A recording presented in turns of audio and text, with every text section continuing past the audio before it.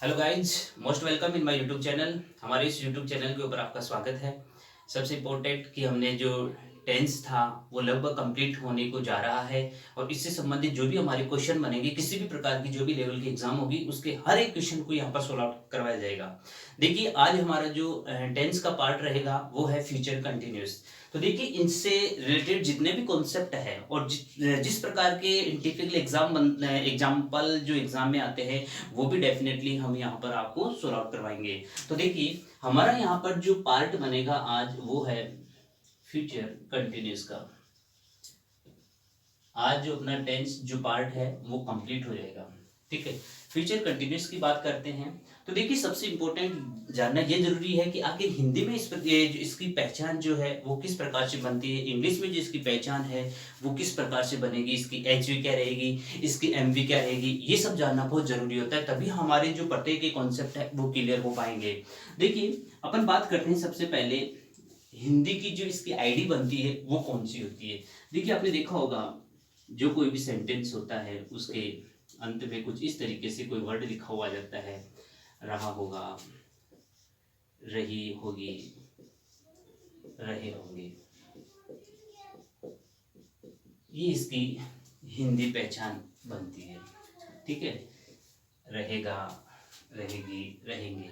ठीक है, अब बात करते हैं यहाँ पर कि इसकी जो इससे जो टेंस है इसकी एचवी क्या बनती है, सबसे इंपॉर्टेंट। ठीक है, इसकी एमवी क्या बनेगी।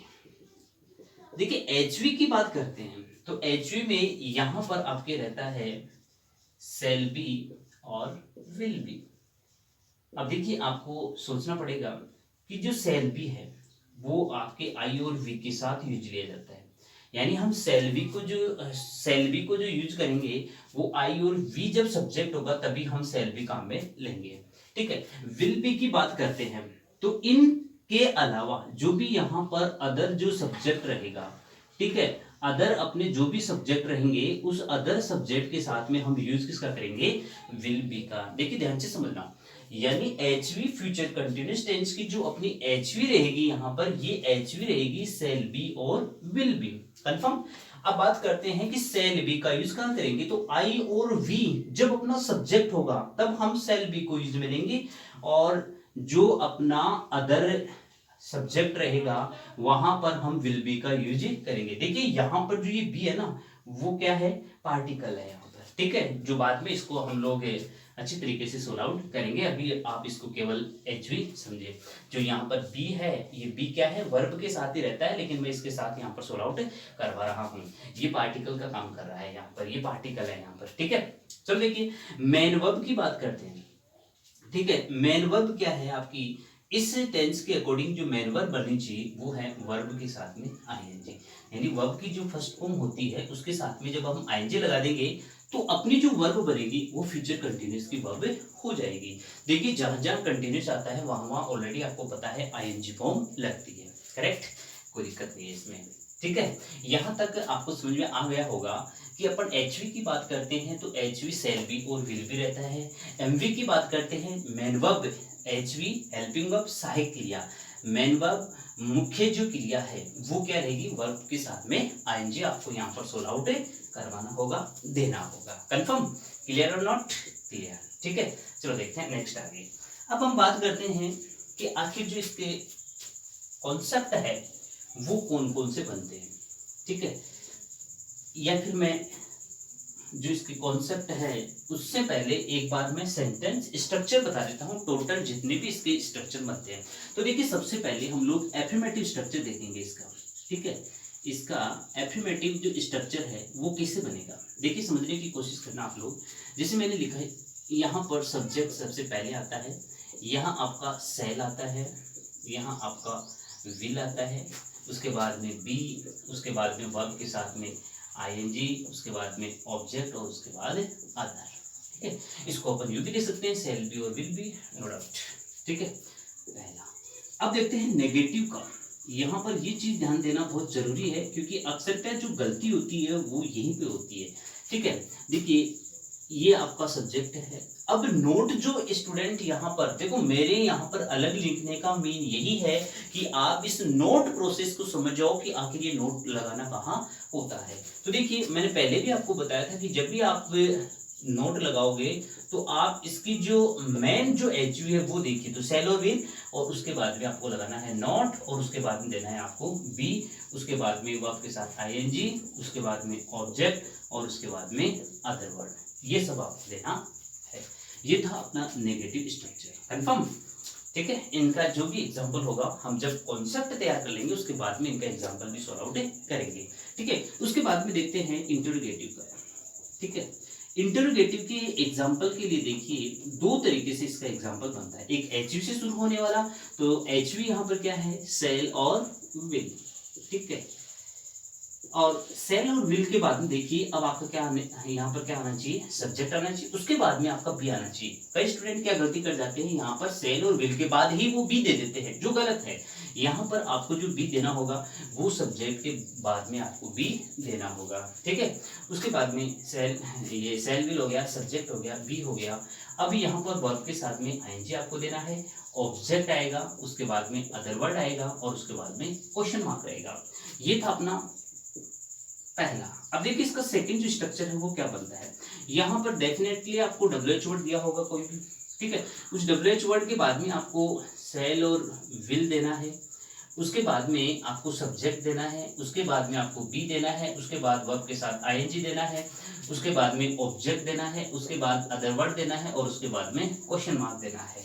ये हो गए आपके इंट्रोगेटिव के दोनों स्ट्रक्चर। ठीक है, इस बात का विशेष ध्यान रखना कि यहाँ पर जो आपका सब्जेक्ट है उसके बाद ही बी आपको देना है, सब्जेक्ट से पहले आप बी कतई नहीं दोगे, कंफर्म। उसके बाद देखते हैं इंटरोगेटिव नेगेटिव वाला सेंटेंस। ठीक है, इंटरोगेटिव का सेंटेंस देखते हैं, जो इंटरोगेटिव का भी है और नेगेटिव भी है, कंफर्म। इसमें नोट भी आना चाहिए और क्वेश्चन मार्क भी इसमें होना चाहिए। चलो देखिए, देखते हैं इसको। यहाँ पर दो तरीके से ये भी आपका बनेगा, एक सेल और विल से यानी एचयू से स्टार्ट होगा, उसके बाद में आपका सब्जेक्ट आएगा, उसके बाद में आपका नोट होगा, उसके बाद आपका बी होगा। देखिए इस प्रकार के कॉन्सेप्ट को जरूर समझिए आप लोग। सब्जेक्ट के बाद में नोट, और नोट के बाद में आपका क्या आएगा, बी आएगा। स्टूडेंट यहाँ भी गलती कर जाता है, वो क्या करता है, इस नोट को क्या करता है, बी के बाद में देने की कोशिश करता है, जो गलत हो जाता है। ठीक है, उसके बाद में यहाँ पर वर्ब के साथ में आईएनजी होगा, उसके बाद ऑब्जेक्ट होगा, उसके बाद में अदर वर्ड होगा, और उसके बाद में क्वेश्चन मार्क होगा, कंफर्म। उसके बाद में सेकंड स्ट्रक्चर की बात करते हैं। यहाँ पर WH है और एज इट इज पूरा का पूरा सेंटेंस याद किया जाएगा, और अंत में क्वेश्चन मार्क आएगा। WH word, shall will plus subject plus not plus be plus verb के साथ ING plus object plus other word plus question mark. इस तरीके से आपका ये सेंटेंस स्ट्रक्चर है। स्क्रीनशॉट ले लीजिए और आप इसको अपने दिमाग में सेट कर लीजिए। ठीक है, ये थे अपने मेन जो स्ट्रक्चर है इस फ्यूचर कंटिन्यूअस टेंस के, जो हमें प्रत्येक एक सेंटेंस के लिए आगे फॉलो करना है, उनको आप अभी से एक बार दिमाग में सेट कर लीजिए। अब देखते हैं इससे बनने वाले जितने भी कॉन्सेप्ट हैं उन सबको।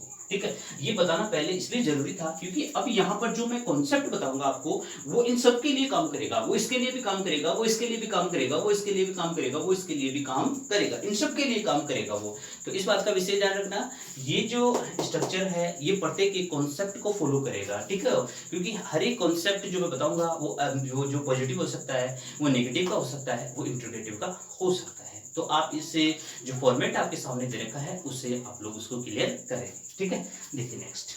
अब हम जो यहाँ पर फ्यूचर कंटिन्यूअस के जो कॉन्सेप्ट जितने भी आपको दे रखे हैं उन सभी कॉन्सेप्ट को हम सॉल्व आउट करते हैं, देखते हैं वन बाय वन।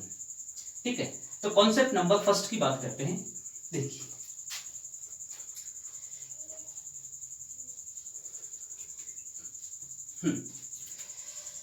देखिए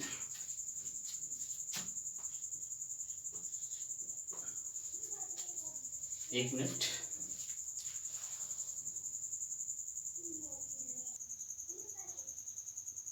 अब देखिए आपके सामने मैंने कॉन्सेप्ट जो फर्स्ट है वो लिखा है, समझने की कोशिश करें क्या है। ऐसे एक्शंस के लिए होता है जो फ्यूचर में जारी रहने वाला हो, यानी फ्यूचर कंटिन्यूअस का यूज एक ऐसे एक्शन के लिए होता है। एक ऐसे कार्य के लिए होता है जो फ्यूचर में आने वाला जो समय है वहां पर जारी रहने वाला हो, कंटिन्यूअस हो, जारी रहने वाला हो, वहां पर हम किसका यूज करते हैं, फ्यूचर कंटिन्यूअस टेंस का यूज करते हैं। जैसे यहां पर मैंने एक एग्जांपल दिया है, ही प्ले क्रिकेट टुमारो मॉर्निंग। अब देखिए यहां पर टुमारो मॉर्निंग आने वाला जो समय है उस समय के लिए मॉर्निंग में जारी रहने वाले काम के बारे में बताया है, और जब जारी रहने वाले काम के बारे में बताया है तो आपको नो डाउट क्या करना है, फ्यूचर कंटिन्यूअस आपको टेंस वहां पर देना है।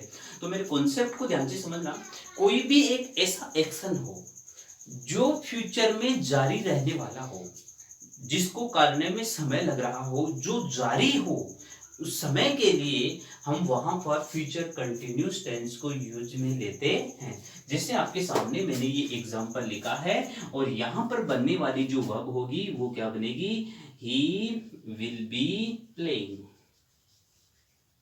इस तरीके से आपको ये एग्जांपल सॉर्ट आउट करना है।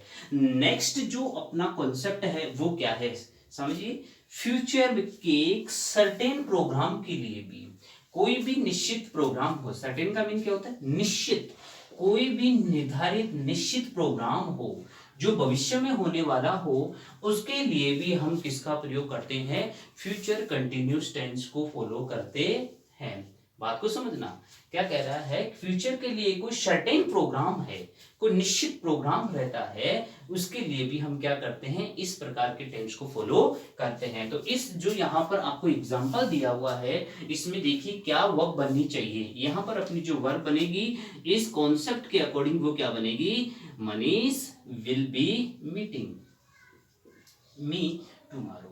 इस तरीके से आपको जो दोनों कॉन्सेप्ट मैंने यहां पर बताए फ्यूचर कंटिन्यूअस के, इनको आपको फॉलो करना है।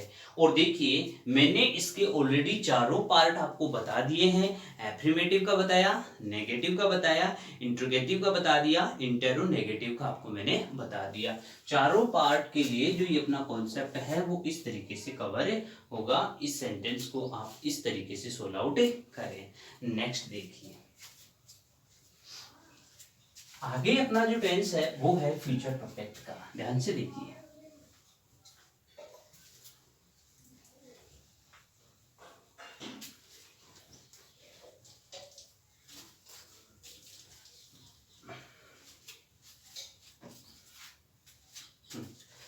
देखिए अब बात करते हैं फ्यूचर परफेक्ट की।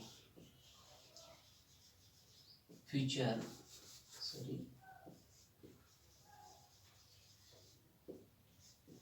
परफेक्ट बड़ा इंपॉर्टेंट है, ये समझना बहुत जरूरी है, बड़ा इंपॉर्टेंट है। देखिए सबसे पहले अपन बात कर लेते हैं इसके एक बार कि इसकी जो हिंदी जो आईडी है वो क्या बननी चाहिए। तो देखिए हिंदी आईडी की बात करते हैं तो आपको ऑलरेडी पता है झुका होगा, चुकी होगी, चुके होंगे, ठीक है, ये आपको इसकी हिंदी आईडी देना है। एचवी की बात करते हैं, हेल्पिंग वर्ब की बात करते हैं, तो यहां पर इसकी हेल्पिंग वर्ब होती है शैल हैव और विल हैव, ठीक है।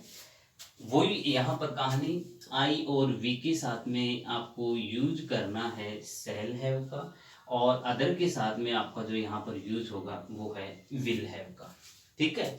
यानी फ्यूचर जो परफेक्ट है वहां पर जो हेल्पिंग वर्ब काम में लेंगे, जो यहाँ पर सहायक क्रिया जो अपनी होगी वो होगी शैल हैव और विल हैव। शैल हैव आपका आई और वी के साथ रहेगा, विल हैव आपका अदर जो भी आपके सब्जेक्ट होगा उसके साथ आप विल हैव का यूज करें, जो अपन ने कंटिन्यूअस वगैरह में इन सब में किया था वैसे ही, ठीक है। चलो देखिए मेन वर्ब की बात करते हैं। इसके जो मुख्य जो क्रिया है वो क्या बनेगी, देखिए आपको पता होना चाहिए जहां जहां भी परफेक्ट आया है वहां वहां हम वर्ब की थर्ड फॉर्म को फॉलो करते हैं, ठीक है। यहाँ पर मेन वर्ब जो होगी वो वर्ब की थर्ड फॉर्म होगी, यानी मेन वर्ब जो आपको यूज में लेना है वो वर्ब की थर्ड फॉर्म को यहाँ पर फॉलो करना है, ठीक है। इस तरीके से आपके ये जो एचवी प्रत्येक टेंस के अकॉर्डिंग आपको क्या है एच और एमवी को ध्यान में रखना है। तो इस टेंस के एच और एमवी मैंने आपको बता दी है। अब देखते हैं यहाँ पर इसके बनने वाले जो भी स्ट्रक्चर हैं वो किस तरीके से बनेंगे। ठीक है, स्ट्रक्चर की बात करते हैं।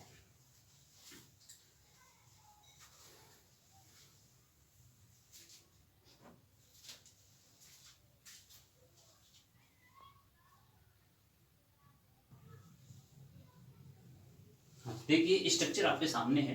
सबसे पहले अपन एफर्मेटिव स्ट्रक्चर की बात करते हैं। एफर्मेटिव स्ट्रक्चर क्या है, देखिए पहले आपके यहाँ पर सब्जेक्ट होगा, फिर सेल विल होगा, फिर हैव होगा, फिर वर्ब की थर्ड फॉर्म होगी, ऑब्जेक्ट होगा, अदर वर्ड होगा, कंफर्म, फिर आपका फुल स्टॉप यहाँ पर आ जाएगा।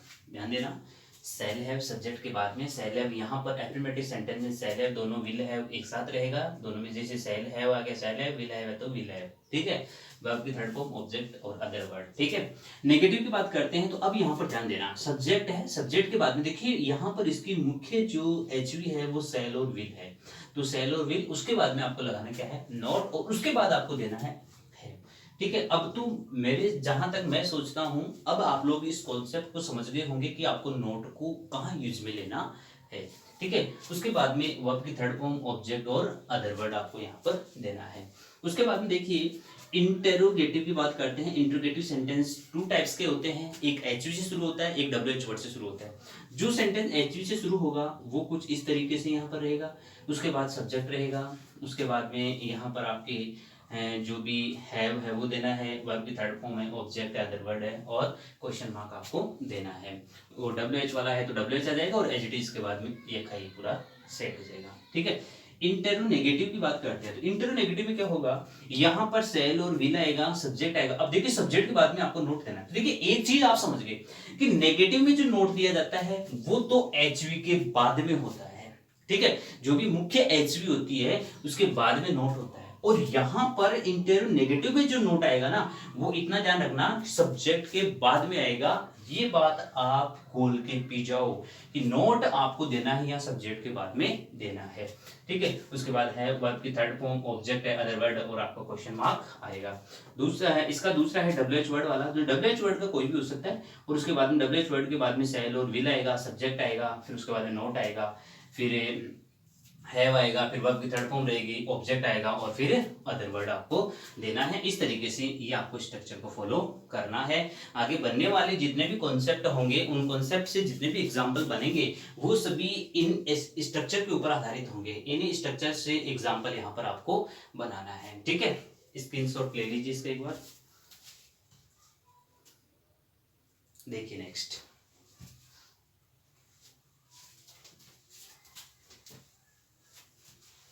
अब देखते हैं इसके कॉन्सेप्ट कौन कौन से बनते हैं। सबसे इंपॉर्टेंट है इसके कॉन्सेप्ट, इसके यूजेज, इसके यूज जो है वो कहाँ कहाँ होता है। देखिए सबसे पहला जो अपना कॉन्सेप्ट है उसकी बात करते हैं अपन लोग यहाँ पर। देखिए कॉन्सेप्ट नंबर फर्स्ट, देखिए किसी भी सेंटेंस में यदि बाई के बाद में कोई भी वर्ड आ जाता है, जैसे मैंने कह दिया मंडे, ठीक है, बाई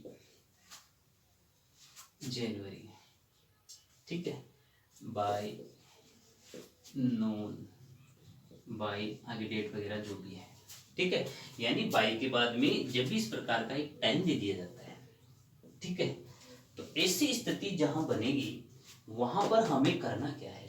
एक आता है बिफोर मंडे, बिफोर जनवरी। ऐसे सेंटेंस होने पर आपको जो यूज करना है वो आपका यूज होगा फ्यूचर परफेक्ट का। ध्यान से समझना क्वेश्चन को। बाई के बाद यदि इस तरीके से आपको एक समय दे दिया जाता है, ठीक है, समय दे दिया जाता है, तो ऐसी स्थिति में आपको वहां पर फ्यूचर परफेक्ट को फॉलो करना है। ठीक है, इस प्रकार का जब भी आपका कोई एग्जांपल यहां पर दिया जाएगा, बिफोर के बाद में हो, बिफोर के बाद में कोई समय हो, बाई के बाद में कोई समय हो, तो ऐसी स्थिति जब भी बनेगी तो वहां पर आपको फ्यूचर परफेक्ट को यूज में लेना। देखिए 10th बोर्ड में हमेशा लगभग 95% इस प्रकार का एक क्वेश्चन पूछा जाता है। इस प्रकार का एक क्वेश्चन जो है जरूर पूछा जाता है। देखिए मैं इसका एक एग्जांपल देता हूं आपको, सोल्व आउट करना। देखिए आप मेरे एग्जाम्पल है यहाँ पर बहुत इम्पोर्टेंट है, यहाँ पर एग्जाम्पल रहेगा सी, और उसके बाद में दे दिया मैंने यहाँ पर ब्रैकेट में, एक मिनट, कम, और उसके बाद में लिख दिया मैंने बैक, और होम बाय मंडे। ये मैंने एक एग्जांपल दे दिया। अब यहां पर इस एग्जांपल में आप देखिए, आपको पता लगेगा कि यहां बाई के बाद में मंडे एक समय दिया हुआ है, तो आपको ज्यादा विचार करना ही नहीं है कि बाई के बाद जब इस प्रकार से ये दे रखा होता है तो आपको करना क्या है, यहां से आपको उठा के, जब फोर सिंस होता है तो फिर बाद की बात है, ठीक है। तो यहां से आपको क्या करना है, ये देखना है, फ्यूचर परफेक्ट की तरफ जाना है, और डायरेक्टली आपको यहां पर इसकी बनने वाली जो भी एच यू एम वी है वो यहां पर सेट करनी है। अब देखिए यहां पर इसमें एच वी और एम वी कौन सी बन रही थी, एच यू की बात करते हैं तो सेल हैव और विल हैव था, यहां है सी तो क्या आएगा यहाँ पर विल हैव, और वर्ब की कौन सी फॉर्म आएगी, थर्ड फॉर्म, तो कम की थर्ड फॉर्म क्या होगी, कम, ठीक है, कम की क्या रहेगी, कम, कम केम कम, ठीक है। इस तरीके से आपको ये एग्जांपल सोल्व आउट करना है। देखिए बहुत ही मतलब जबरदस्त और एग्जाम में आने वाला ये कॉन्सेप्ट है, इसको तो घोल के पी जाओ, क्योंकि चाहे कंपटीशन एग्जाम हो, चाहे सीनियर सेकेंडरी एग्जाम, कोई सी भी एग्जाम हो, इस प्रकार का क्वेश्चन डेफिनेटली आपसे पूछा जाता है। 99% आपको इस प्रकार के एग्जाम्पल पूछा जाएगा, तो इस जो कॉन्सेप्ट है इसको तो घोल के पी जाओ, बेटर रहेगा आपके लिए। नेक्स्ट,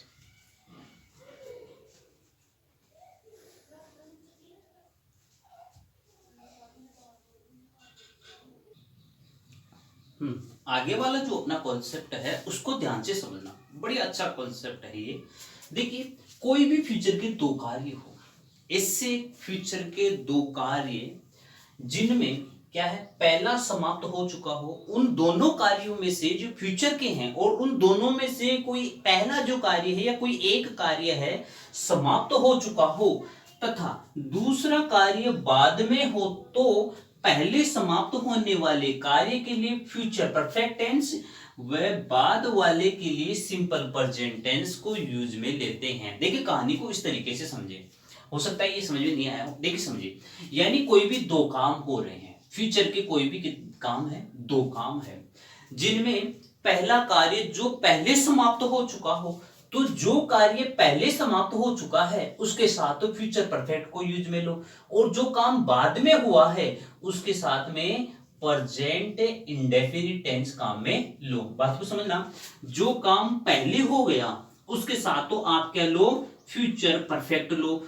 और जो काम बाद में हुआ उसके लिए प्रेजेंट इंडेफिनिट टेंस आपको काम में लेना होगा। इस बात को समझना। ये जो आपके सामने कॉन्सेप्ट दूसरा जो लिखा हुआ है उसका आशय क्या है, देखिए मैं वापस समझाने की कोशिश करता हूं। दो कार्य है, कितने, फ्यूचर के कोई भी दो काम है, उन दोनों में से कोई एक पहले हो चुका हो, एक काम पहले हो चुका हो। अब जो काम पहले हो चुका उसके साथ ही आपको फ्यूचर परफेक्ट देना है, और जो काम बाद में होने वाला है उसके लिए आप प्रेजेंट इंडेफिनिट टेंस को फॉलो करें। इस बात का विशेष ध्यान रखना। जैसे मैं आपके सामने यहां पर एक एग्जाम्पल रखता हूं, ठीक है, उस एग्जाम्पल को देखना, ठीक है। देखिए मेरा एग्जाम्पल क्या है समझना, मैंने यहां पर लिखा आई shall have finished my work before you come। देखिए बात को समझना, I shall have finished my work, मैं मेरे काम को पूरा कर चुका होगा या होगा, बिफोर यू कम, जब आप आओगे उससे पहले मैं अपना काम पूरा कर चुका होगा। देखिए दोनों ही कार्य क्या है, फ्यूचर के हैं। पहले कौन सा काम होने को बता रहा है यहाँ पर, जो माई वर्क है वो, और दूसरा काम कौन सा है, आने वाला। ठीक है। तो पहला जो कार्य हुआ, जो संपादित हुआ फ्यूचर में, उसके लिए तो हमने क्या कर दिया, यहां पर सेल हैव और विल हैव और वर्ब की थर्ड फॉर्म का यूज किया। और सेकंड के लिए देखिए क्या किया, प्रेजेंट इंडेफिनिट को यानी प्लूरल होता है तो V1 का हमने यहां पर यूज कर दिया। इस बात का विशेष ध्यान रखना, इससे संबंधित बहुत सारे क्वेश्चन एग्जाम में पूछे गए हैं। यहां पर कोई भी देखिए अदर कंजक्शन है वो भी हो सकता है, ठीक है। यहां पर कोई भी अदर कंजक्शन है वो भी हो सकता है, सेंटेंस इस तरीके से भी आ सकता है। तो आप इस प्रकार के सेंटेंस को भी बहुत जबरदस्त तरीके से दिमाग में सेट करें। आपके सामने कॉन्सेप्ट लिखा हुआ है, इसको थोड़ा महत्व दें, इसको आप पढ़ें, एक बार नहीं 2 बार पढ़ें, तुरंत समझ में आएगा। और पढ़ने वाले देखो समझने वाले ज्यादा है, इसमें कोई वो बात ही नहीं है। देखिए 2 काम है, जो पहले हो रहा है उसके साथ फ्यूचर परफेक्ट का यूज कर दो, और जो काम बाद में हो रहा है उसके साथ प्रेजेंट इंडेफिनिट को काम में ले लो। ये अपना कॉन्सेप्ट है। एग्जांपल मैंने आपको इस तरीके से आपको बता दिया। ये थे अपने फ्यूचर परफेक्ट के जो कॉन्सेप्ट बनने वाले हैं वो इस तरीके से हैं। और मैंने ऑलरेडी जो इसकी स्ट्रक्चर है वो टोटल आपको मैंने बता दिया है। बाई वाला विशेष याद रखना, क्योंकि बाई का क्वेश्चन डेफिनेटली आपसे पूछा जाएगा एक, ठीक है। देखिए नेक्स्ट आगे आगे बात करते हैं फ्यूचर परफेक्ट कंटिन्यूअस की। देखिए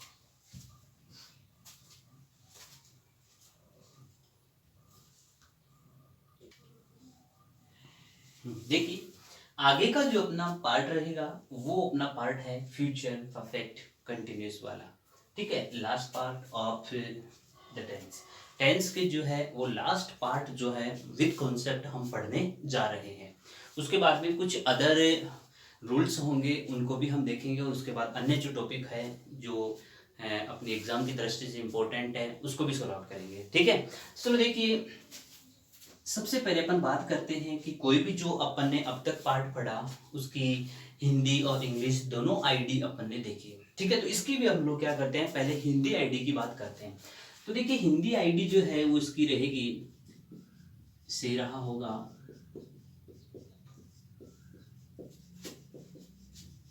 से रही होगी और से रहे होंगे, ठीक है।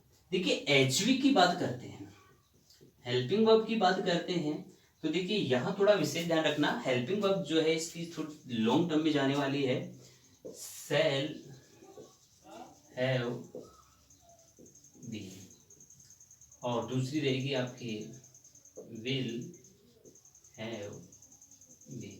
देखिए हेल्पिंग वर्ब जो है सेल हैव बीन और विल हैव बीन रहेगी। आई और वी के साथ सेल हैव बीन और अन्य अदर्स के साथ में क्या रहेगा, विल हैव बीन, ठीक है। मेन वर्ब की बात करते हैं, इसमें जो मेन वर्ब बनेगी वो क्या बनती है, वर्ब के साथ में आईएनजी। देखिए जहां जहां कंटिन्यूस आ जाता है वहां वहां आपको आईएनजी देना होगा वर्ब के साथ, ठीक है।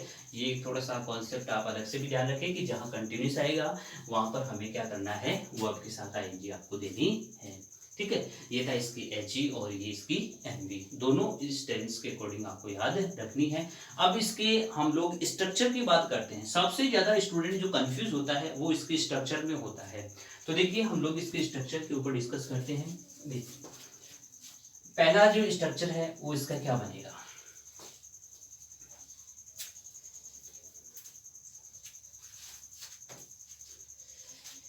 अपन एफर्मेटिव स्ट्रक्चर की बात करते हैं।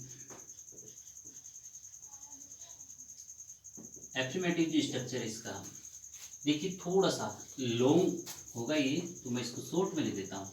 एफर्मेटिव की बात करते हैं तो यहाँ पर आपकी सब्जेक्ट रहेगा, उसके बाद में देखिए मैं अलग से लिख देता हूँ शैल और विल, और उसके बाद में हैव बीन, कन्फर्म। उसके बाद वर्ब के साथ आईएनजी आएगा, ऑब्जेक्ट आएगा, अदर वर्ड होगा, सिंस और फॉर होगा, प्लस टाइम होगा।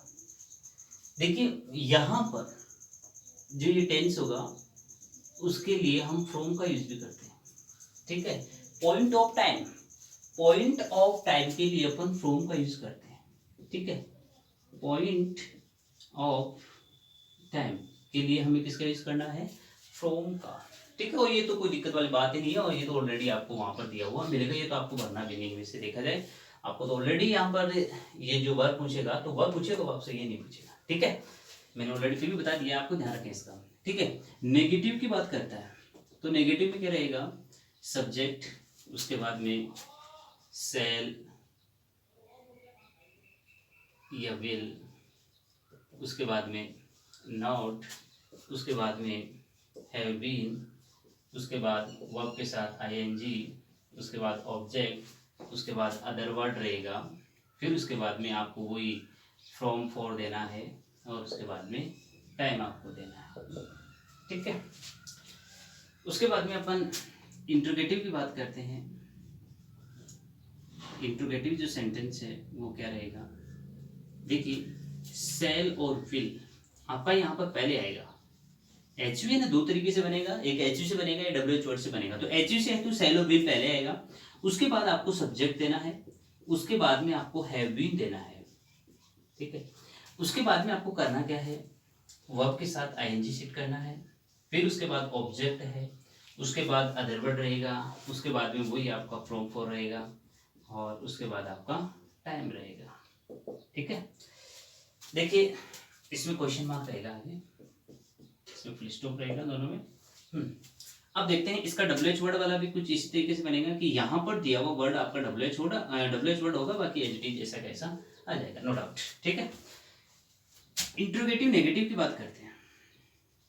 ठीक, नेगेटिव सेंटेंस है उसकी बात करते हैं। पहला देखिए क्या है, यहाँ पर मैंने भी बताया था आपको पहले कि सब्जेक्ट के बाद में आपको नोट लगाना है, यहाँ पर मुख्य जो सहायक क्रिया है उसके बाद में नोट लगाया। ठीक है, तो यहाँ पर जो नोट लगेगा वो कहाँ लगेगा, इस बात का विशेष ध्यान रखना, सेल विल प्लस सब्जेक्ट है प्लस नॉट प्लस उसके बाद हैव बीन, फिर उसके बाद में वर्ब के साथ में आईएनजी, फिर उसके बाद में ऑब्जेक्ट, फिर उसके बाद में अदर वर्ड और आगे एज इट इज वो प्रोपोजिशन टाइम आपको देना है।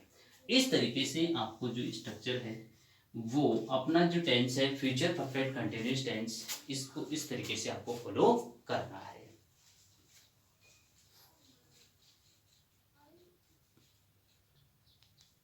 देखिए आपके सामने एग्जाम्पल है, इस एग्जाम्पल को हम सोल्व आउट करते हैं।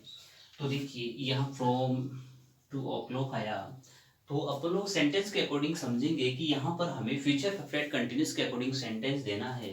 तो यहाँ पर आपको देखिए ही आया, तो ही के अकॉर्डिंग क्या करना है आपको, जब यहाँ पर ही दिया हुआ है तो विल है कंफर्म आएगा, सिंस से सॉरी विल आएगा, सेल को तो काम में लेना ही नहीं है क्योंकि आई और वी के साथ आता है वो तो ही विल, फिर उसके बाद में हैव, उसके बाद बीन और वर्ब के साथ में आपको क्या लगाना है, आईएनजी आपको लगाना है। इस तरीके से सेंटेंस सोल्व आउट करना है। अगर इसी सेंटेंस को वो आपको यू दे देता, ठीक है, नोट प्ले करके दे देता और इस तरीके से आगे एज इट इज एक ही लिखा हुआ आता, तो ऐसी कंडीशन बढ़ने पर आपको क्या करना है, ये विल देना होगा, उसके बाद में नोट होगा, उसके बाद में हैव बीन और उसके बाद में आपको क्या करना है, प्लेइंग वर्ब आपको देनी है।